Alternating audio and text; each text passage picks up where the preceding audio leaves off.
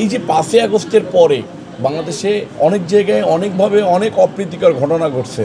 আমার শাহবাগ থানা যুবদল কখনোই কোনো অন্যায় কাজের সাথে লিপ্ত হয় না। আমাদের এই মানবিক সহায়তা যেটা এর সম্পূর্ণ চিকিৎসার খরচটা আমরা জনাব তারেক রহমানের পক্ষ থেকে আমরা কেন্দ্রীয় যুবদল তত্ত্বাবধান করছি। জাতীয়তাবাদী যুবদলের একজন কর্মী হিসেবে আজকে আমি সবচেয়ে বেশি গর্ববোধ মনে করতেছি যে হার্টের একটা সমস্যা ছিল, এটার পাশে জনাব তারেক রহমান, আমাদের আব্দুল মোনায়েন মুন্না ভাই, নুরুল ইসলাম নয়ন ভাই এবং দক্ষিণের রয়েছে এনাম ভাই এবং নয়ন ভাই, এবং আমাদের পাশে এসে দাঁড়িয়েছে এই সবচেয়ে বড় গর্ববোধের বিষয় হচ্ছে। এনাম এবং নয়ন যখন এটা আমাদের কাছে কেন্দ্রীয় কার্যালয়ে এসে বলার পরে আমরা উদ্যোগটা নেই কিন্তু এই প্রথম আমাদের দৃষ্টিতে আনে কিন্তু মহানগর দক্ষিণ যুবদল। এরপরে আমরা তো ধরেন বিভিন্নভাবে অনেককেই আমাদের সহযোগিতা করতে হয়।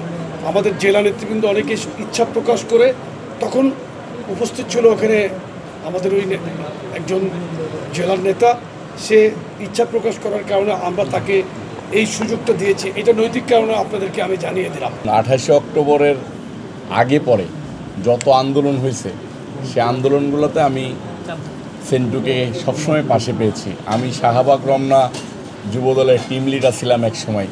এইটা শাহবাগ থানার নেতা, সে মানে শাহবাগ থানা যত নেতা আছে এরা আমার আপন ভাইয়ের মতো চলাফেরা করে। এবং আমি খুবই আনন্দিত যে স্বৈরাচার হাসিনা বিরোধী আন্দোলনে শাহবাগ থানার ভূমিকা ছিল প্রশংসনীয়। এবং আমি এই সাথে সাথে আরও বেশি আনন্দিত যে এই যে 5ই আগস্টের পরে বাংলাদেশে অনেক জায়গায় অনেকভাবে অনেক অপ্রীতিকর ঘটনা ঘটছে।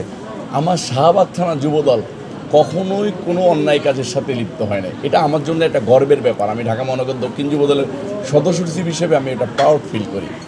তো এরকম একজন রাজপথের কর্মীর পাশে ঢাকা মহানগর দক্ষিণ যুবদল, সেন্ট্রাল যুবদল, বিএনপির ভারপ্রাপ্ত চেয়ারম্যান যারা তারেক রহমান সাহেবের দৃষ্টিকোণ করে দৃষ্টিতে এনে একটা কর্মীর পাশে দাঁড়াইতে পারছি, এটা আমার জন্য অনেক গর্বের ব্যাপার। আমি আপনাদের মাধ্যমে সারা বাংলাদেশের সকল নেতাকর্মীদের কাছে একটা জিনিস বলতে চাই যে আমরা আমাদের কর্মীদেরকে, আমাদের নেতাদেরকে তাদের পাশে থেকে সব কিছুতে সহযোগিতা করে আমরা সুসংগঠিত থাকি, তাহলে আমাদের দল সুসংগঠিত থাকবে, দেশ সামনের দিকে এগিয়ে যাবে।